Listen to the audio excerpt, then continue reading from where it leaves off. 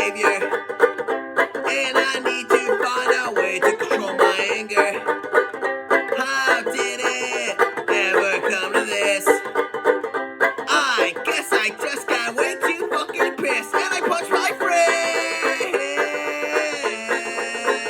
I punched my fridge. I got blood. I'm drawing my new certificate. Now my knuckles are looking pretty slit.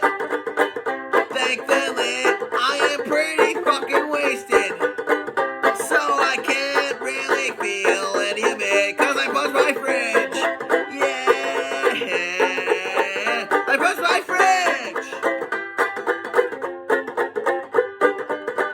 Now my hands are feeling like shit, and I can't see the blood trickling down the fridge, and I know that this behavior is toxic.